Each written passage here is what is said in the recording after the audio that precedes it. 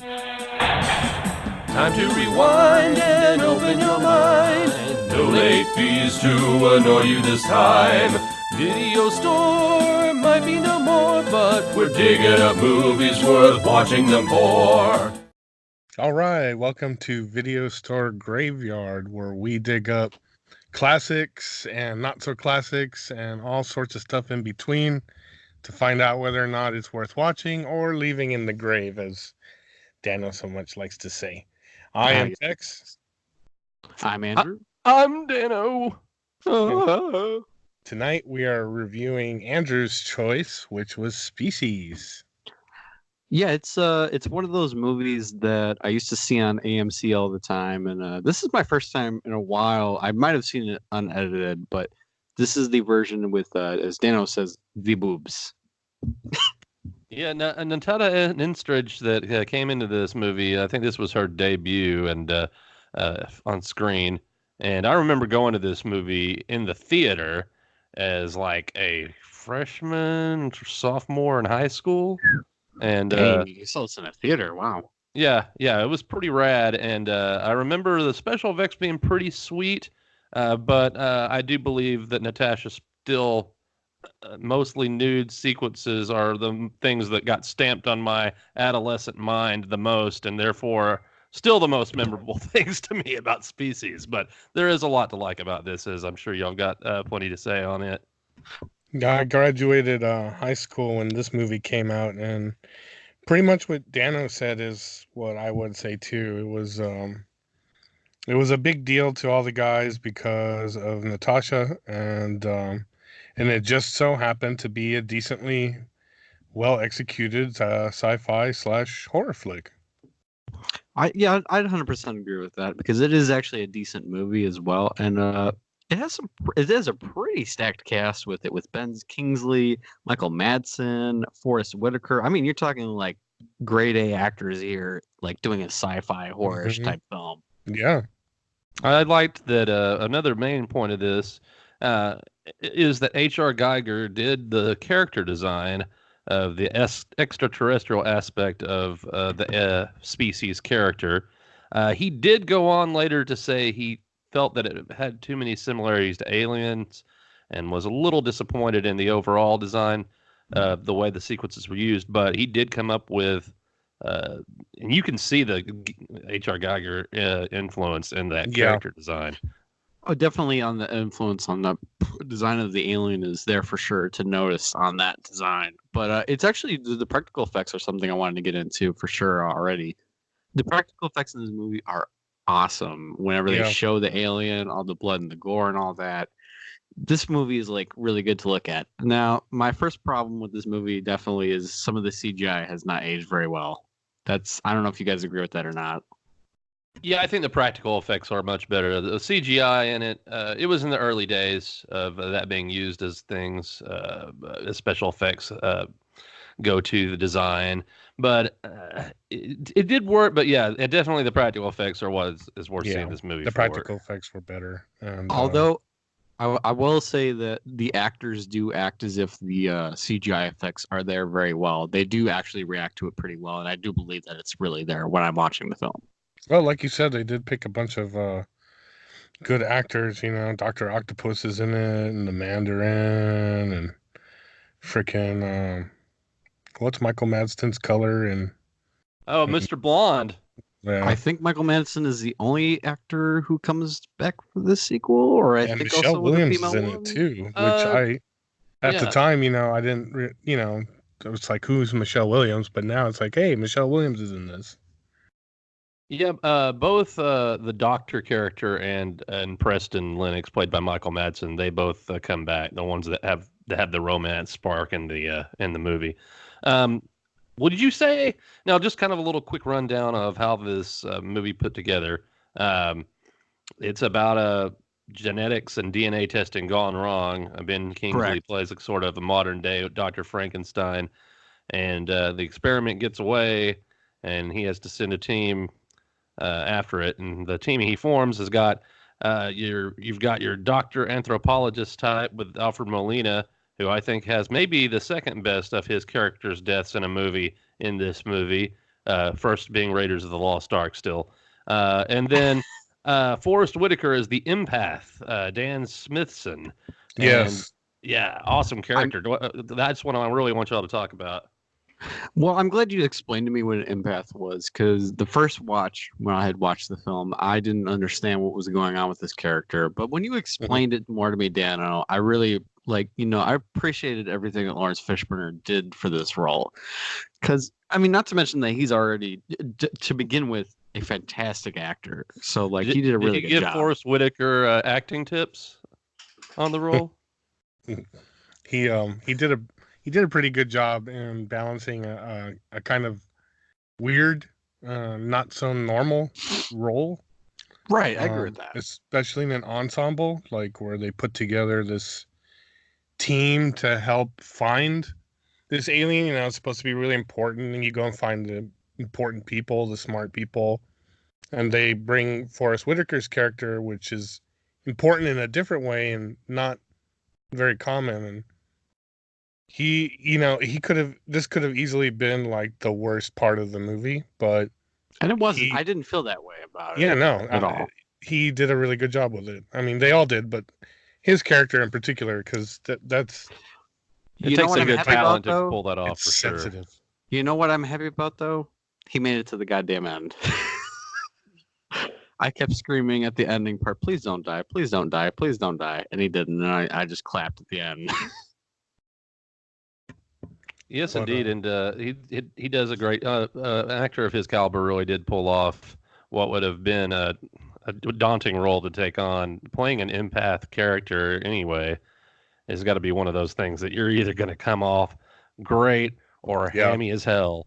And he nailed it. So, of course, Natasha Henstridge, can't get enough of mentioning her, plays the adult version of the DNA human extraterrestrial splice character Syl.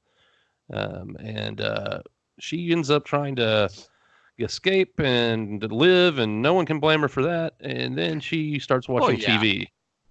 I gotta say, considering this is like her first debut major film, she and she's kind of like a model type. She did a pretty good job, I thought, with the acting part of this movie, not just like walking around looking all hot. Well, okay, it's like more to it, and I thought she nailed it. And I know we're not talking about the sequel quite yet, but even in Species 2, I thought that she did some good acting, with her face and like emoting and whatnot. And considering she's like, that was her first role, she did a pretty good job. I do have to second that, because I was before watching this film, I had read some reviews about this film, because I remember this movie, my memory being really great. So I decided to read a couple of the reviews talking about her acting, and there was a lot of criticism of her acting and all that. I just didn't see that when I was watching the movie. I thought she was, as Tex said, emoting very well. I thought she was acting very well. And, when she had to act, like she was like emotionally distressed and stuff like that for reasons, I thought she did a really good job at it. And, her acting wasn't hokey or anything like that. It was actually pretty good.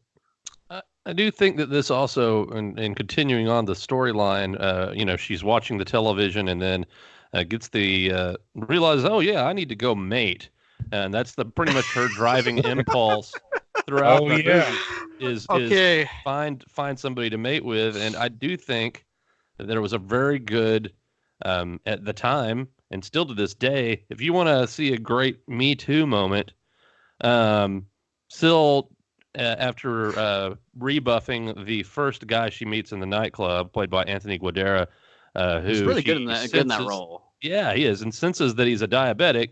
She rejects him, but he's like, and he's like, nope, you're staying. And she's like, oh, okay. That is the case of, he kind of deserved it. He was kind of being a jerk. Yeah, I cheered at that part. That was awesome. It's like she puts her, punctures his skull with her tongue. Like, that was actually cool. That looked pretty cool, actually. There's a lot of like moments where I wonder if H.R. Geiger came up with that one. I'd imagine so. It might be one of his similarities to Aliens he wasn't quite so sure about. I don't know.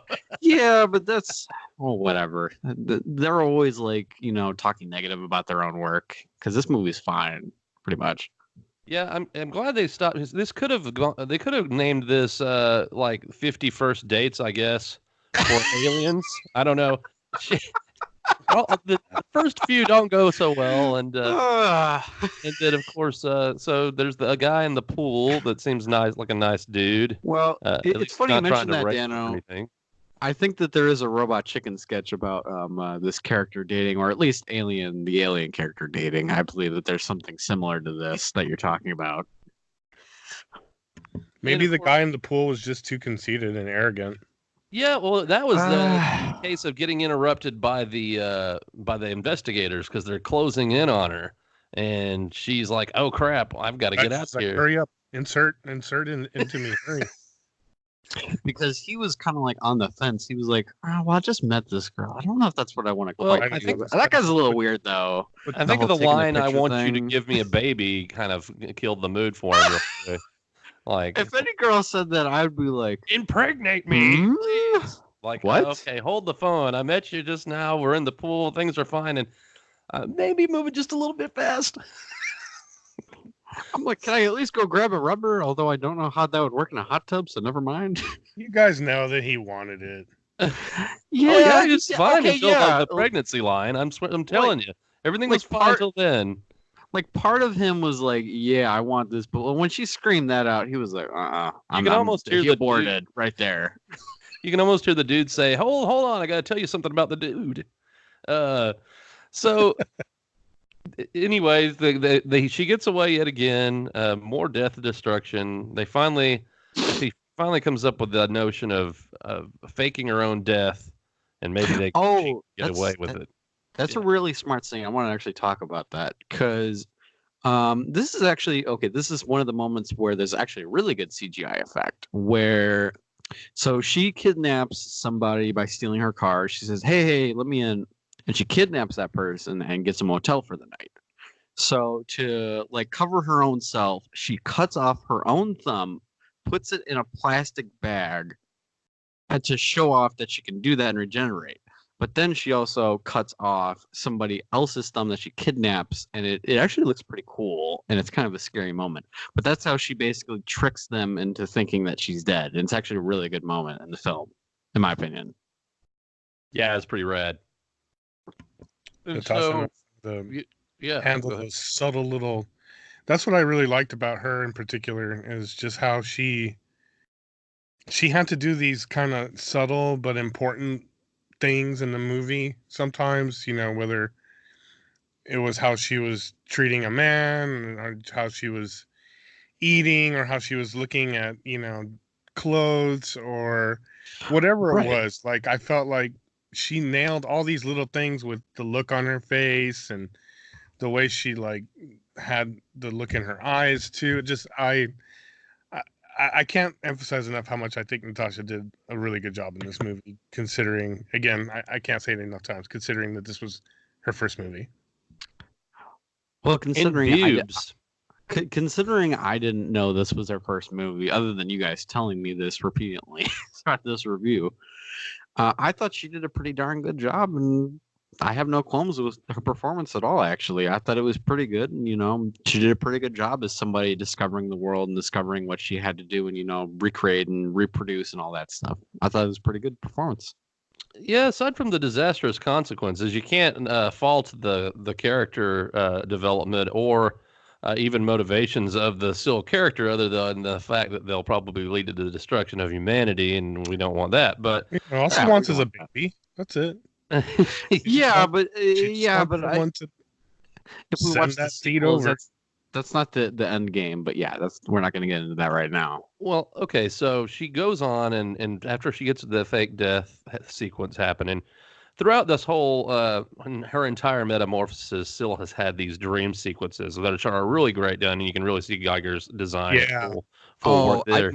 My Yeah. favorite is the train sequence. I absolutely love that sequence. Right, Because everything about that sequence is beautiful, about how like the train comes out, and it just I don't know how they did it, but it looks great. The designs are great in that whole sequence.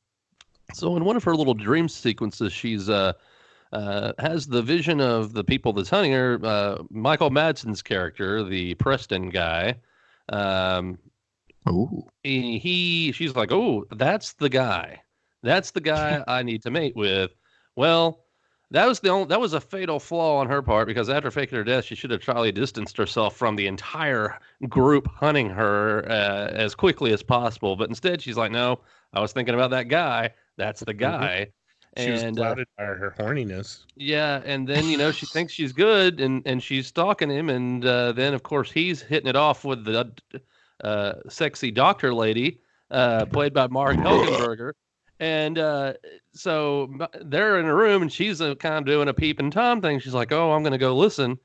Well, here comes man number 2, Alfred Molina, who's been downstairs drinking and can't poor guy. Well, not at the beginning of that scene. He's like thinking it's his lucky day. He's been downstairs drinking and getting rebuffed and feeling bad.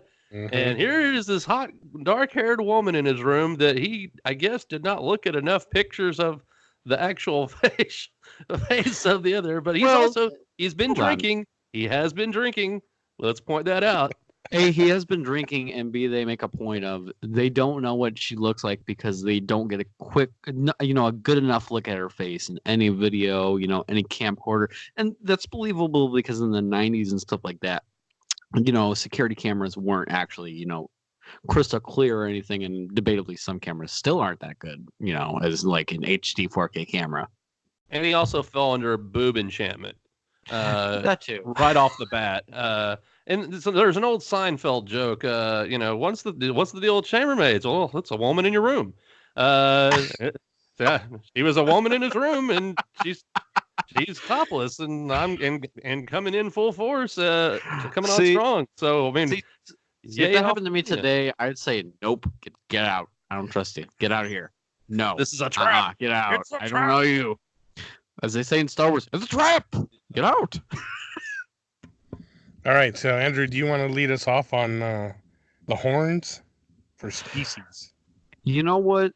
Debatably, at first, I was going to give this a 2 horns, but then the more I thought about it, it's a 3.5 horns. So I'm putting the 4th one halfway up because the only thing I can really knock this off for is the CGI effects aren't really, debatably at times, aren't that great. But I have to think about it like, okay, this was at a different time when, CGI wasn't great.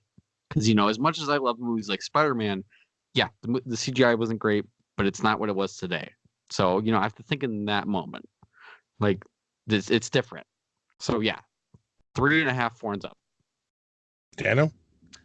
All right. Well, I'm kind of with you on that, Andrew. I'm going to go. I was going right off the bat. It's going to be 2 for titties. But I threw in an extra finger just because of the special effects and because it's a homage to that finger that gets cut off. I give the 3rd finger for special effects, 3 horns. There you go. That's actually, no, I've already said it. So sorry, Tex, go. No problem. I give this 3 horns as well. Even now, despite a couple little CGI mishaps, it's still a pretty solid movie, even compared to some of the stuff made today. And I will always look back with fond memories on that because I was really young. Like I said, I just graduated high school. And just the cast, the practical effects, the action sequences, the editing, the directing. Yeah, 3 solid horns up for me. This also wins the award for one of my most paused VHS tapes. and thankfully, Did it leave a mark? Now, well, you can definitely tell where it had been paused a lot. And now, Dano, you can just pause it on Amazon Prime. True, without having to rewind. But it doesn't have quality. The same. It doesn't have the same nostalgic effect.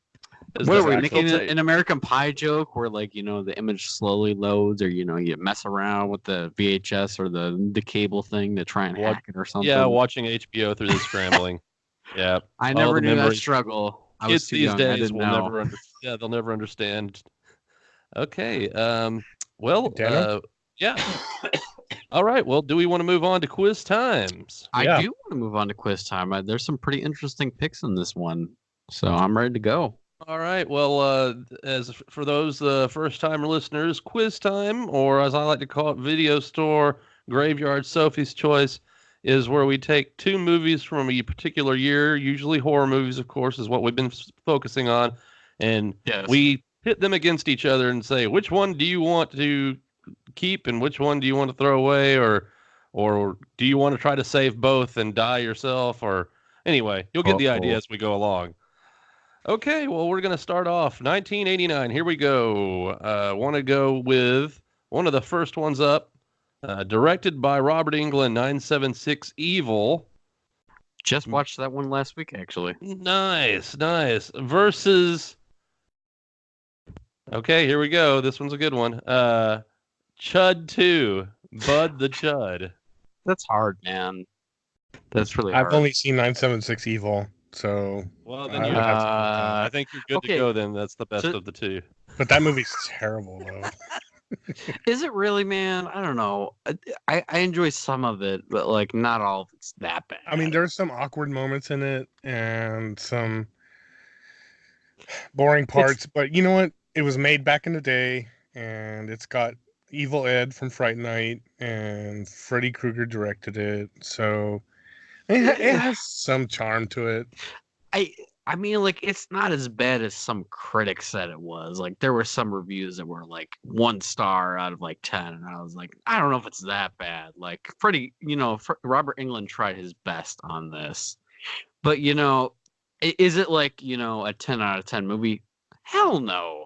No, it's one of those movies that I put on during October, and it's in the background, and sometimes I look at a scene and I go, ooh, that was cool, and then I just ignore some of the movie because it's not the best. But I'm gonna have to go with 976 Evil because Chud 2 is just, it's kind of silly and stupid. But what do you think, Dano? I'm going 976 Evil. You're not gonna beat the classic Chud, also stupid, but at least it was originally stupid and not a stupid follow-up.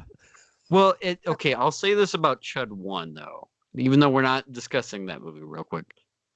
At least that movie was entertaining. At least it had compatible acting, good acting.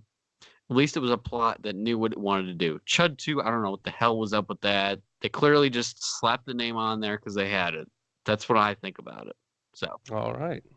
Well, moving on. Movies from 1989. This is a battle of the 5th sequels. Ooh. The 5th sequels. We've got Halloween 5, The Revenge of Michael Myers. Okay. And Howling 5, The Rebirth. Anybody want to go first? I'm trying to remember that Howling 5, The Rebirth, if that's the one that's set like in Belfast or something. I'm looking that up, but Halloween 5, Michael Myers, the Revenge. It says The Revenge of Michael Myers, but I seem to remember it being Halloween 5, The Curse of as well.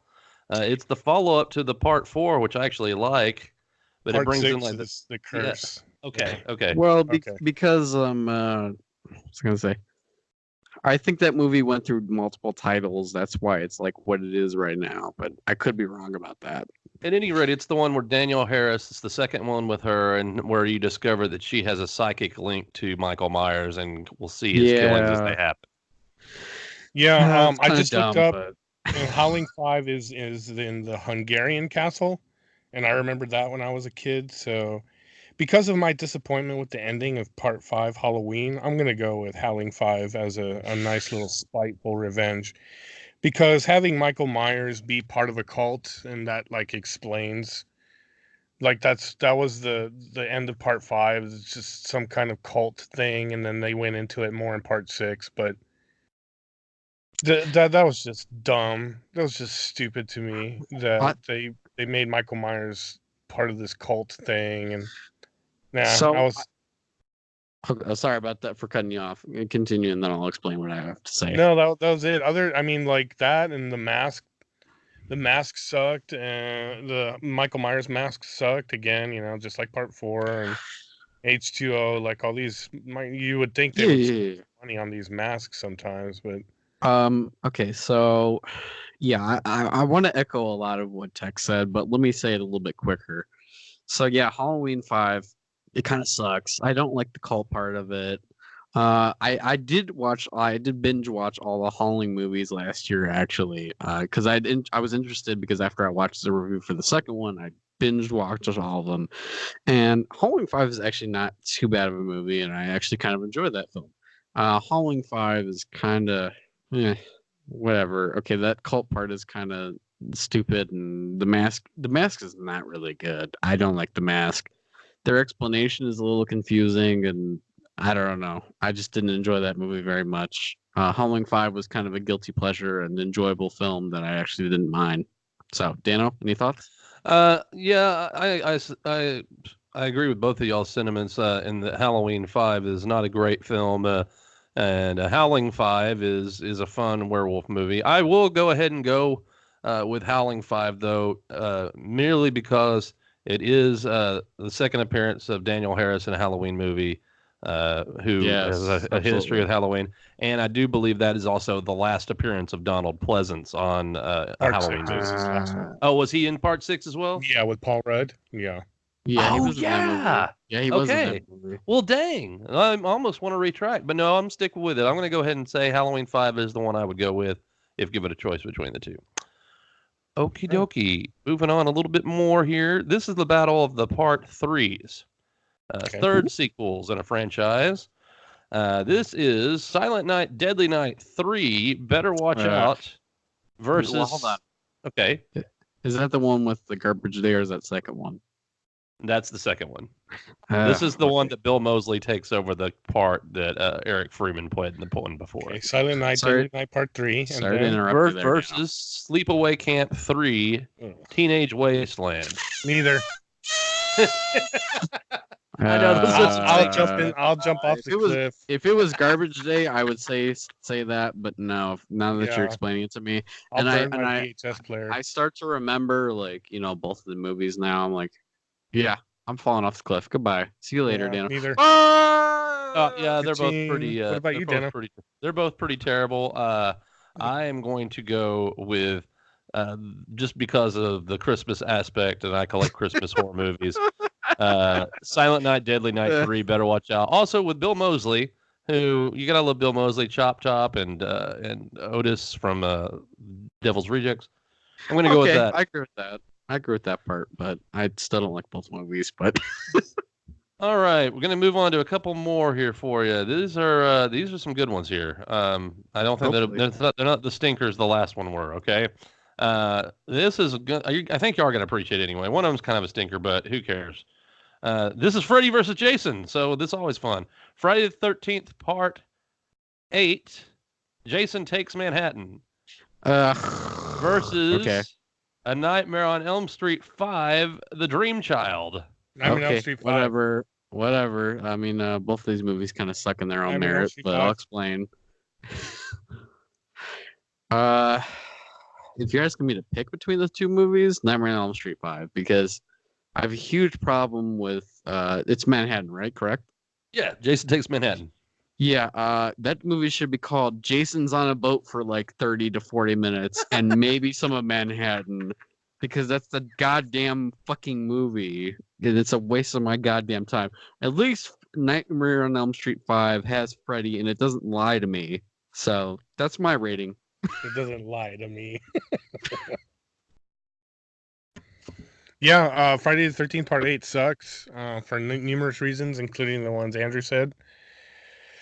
Nightmare on Elm Street 5 wasn't the best movie in the world either, but it's way better than Jason Takes Manhattan, so Part 5. What about you, Dana? Wow, man. Wow. I actually, Jason Takes Manhattan might be my third favorite Friday the 13th movie. Oh, damn, really? Cracks me up, dude. I don't know. It's the pinnacle. First off, they bring back the Doomsayer. It's not the same as the creepy Bob guy or whatever, or Ralph. Doomed, you're all doomed. Ralph, crazy Ralph. But they do bring back the Doomsayer, and he does say you're all doomed.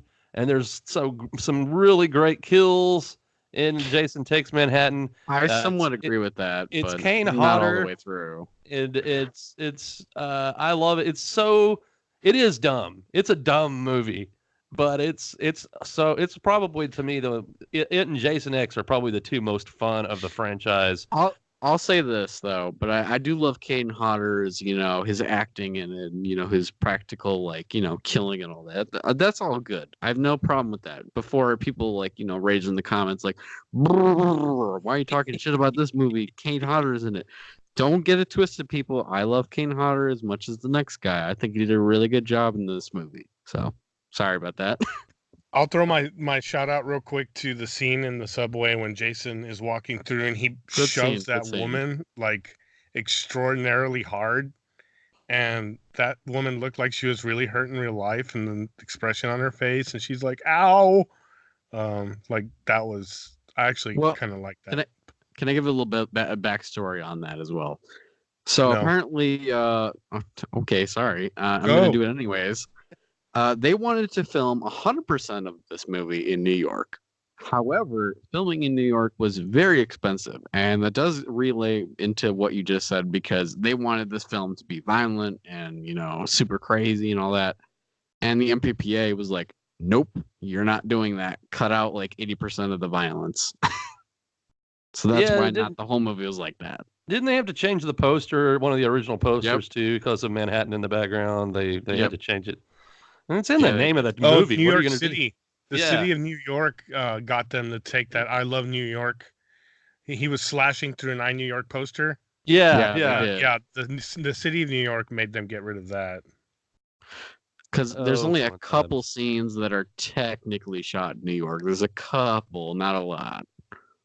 So, I do all love right, the Dan, jukebox what's scene. next? That was Okay, the one go that ahead. was shot in New York right there. The Yeah. Jambox scene was shot in New York for sure. The subway scene, I believe, was not shot in New York. I believe the scene where with the boxer was shot in Toronto and above a factory, I believe, but I could be wrong about that. All right. Okay, moving on. We're gonna go with we only have a few more here that I'm gonna do. Probably about 3 or 4 more combos. All right. Let's go with Warlock Hmm. versus Society. Ooh, I haven't seen Society, so Oh but I've man. seen Okay. Warlock, and Warlock is a pretty cool movie. I thought so. I'm gonna have to just stand behind and leave the graveyard since I have not seen either film. So Oh man. Okay. Well, gotta leave. Society is on one of the Joe Bob specials on Shudder. Man, you need to check it out before it goes away. And as far as Warlock goes, like Tex said, great movie. One of the earliest ones I remember I really wanted to see that my parents wouldn't let me. Warlock with Julian Sands. Yeah, And just for your interest, why I picked those two to go together, because they're not exactly what you would think. One of them is kind of a schlock, weird movie. The other one's kind of a well-made witchcraft movie. Is because in Society, one of the actors is Billy Warlock. So it's Warlock versus Warlock. Anyway, oh, a little bit for you there. Okay. so So, you're a witch. so Tex, you're saying Warlock, and Yeah, I'm going Warlock. And yeah. disclaimer, I might have seen these movies and I just don't remember them. So I don't want to try to recollect these movies. well, it's time you watched them again, then. Dadgummit. Okay, I'm 'Cause gonna go so- with Warlock as well. Society sounds familiar, but I just can't remember the film. That's the thing. Gotcha. I think Warlock's a better, but they're both really good. I would actually say both probably. Society is such a great schlock fest, and Well, so if Shudder would fun to fix watch. their service, I would continue to have it. But Well, a little dig there. Okay, moving on a little bit. We're gonna go with let's see. I really want to put this in. I'm having a hard time figuring out which one to put this again. I'm gonna go with. All right, let's go with Pet Cemetery okay, versus what's it going against? Let's go with Pet Cemetery versus Shocker. Pet Cemetery. I've seen them both actually. I appreciate things about Shocker, but at the end of the day, yeah, Pet Cemetery. I wanted Shocker to be more. I wanted it to be more than what it was. I gotcha. Yeah, it's a fun Yeah. movie, but it's no Pet Cemetery. Pet Cemetery is probably one of the best. Pet Well, Cemetery was pretty good. Yeah. At least Pet Cemetery, breaks the barriers of what you think is gonna happen. At least it's fun. And it's got Herman Munster and Tasha Yar. And Shocker That's is just true. kind of it's good, but I feel like I didn't get my happy ending. So no, Pet Cemetery. Yeah, Tasha Yar. That's when she was still in her prime a little bit. Yeah, that's crazy. I didn't even, that's right. I almost completely forgot about that. Yeah, she's the mom. That's right. That's right. Yeah, most. And a quick dig at the remake. Don't ever watch that movie. The original is better.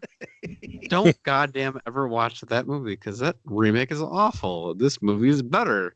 Yeah, and sometimes it is. I'm gonna offend people. No, well, yeah, who cares? It's the remake. I mean, the remake. Who knows? I haven't even seen that one, but I do like the first Pet Cemetery is one of my favorite horror movies. I just watched it the other night for the subgenre Halloween month-long Halloween horror show challenge.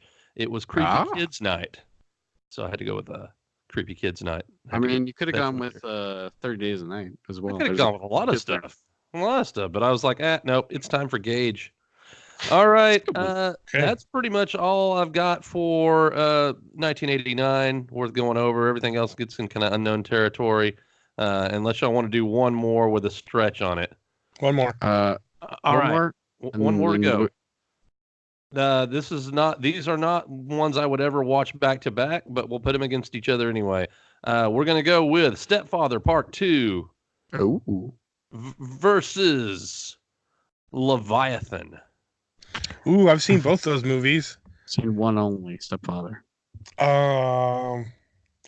I actually appreciate both those movies, so I'm going to go both on those. Nice Stepfather choice. 2 was a pretty neat little sequel, considering it wasn't like the biggest movie in the world, but they really tried and made a cool little sequel. And what's his name still in it? Terry O'Quinn? Is that right? Yeah, Locke.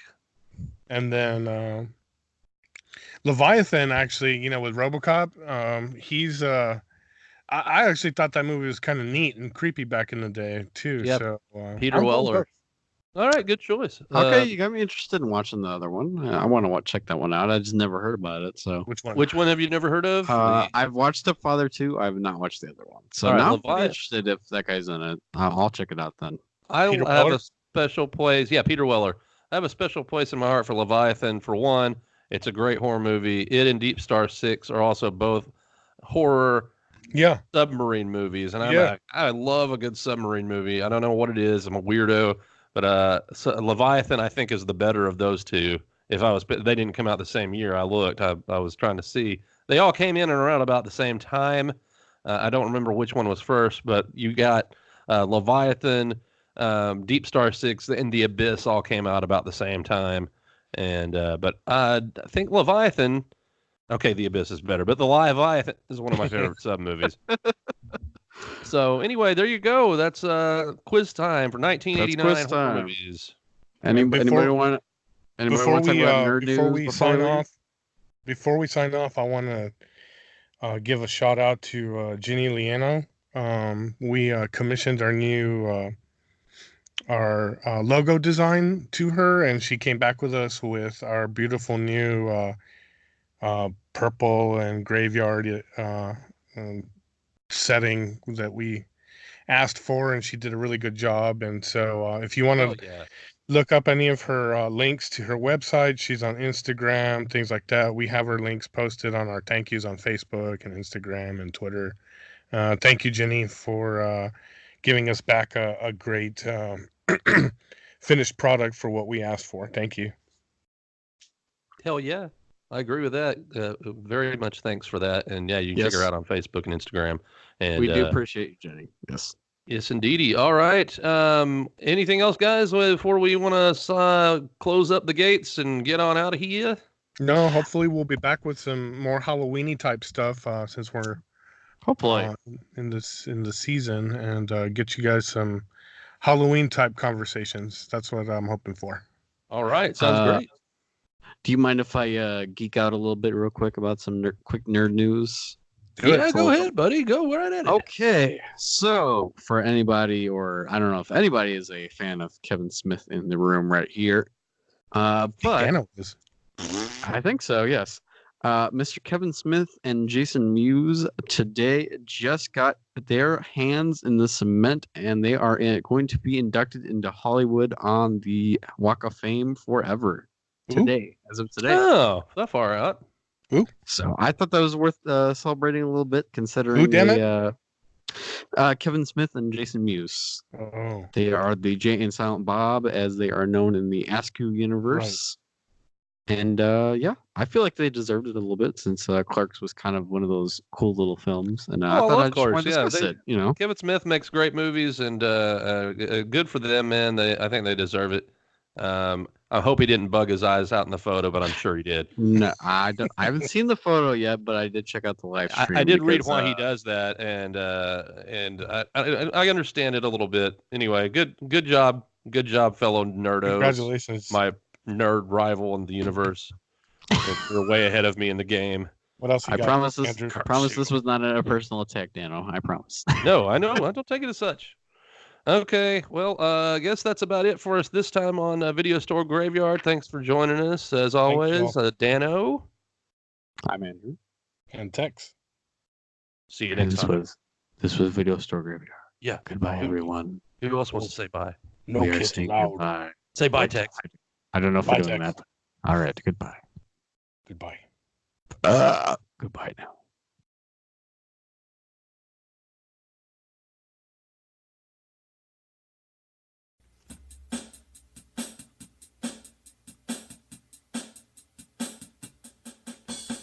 Time to rewind and open your mind. No late fees to annoy you this time. Video store might be no more, but we're digging up movies worth watching them for. Time to power up the VCR.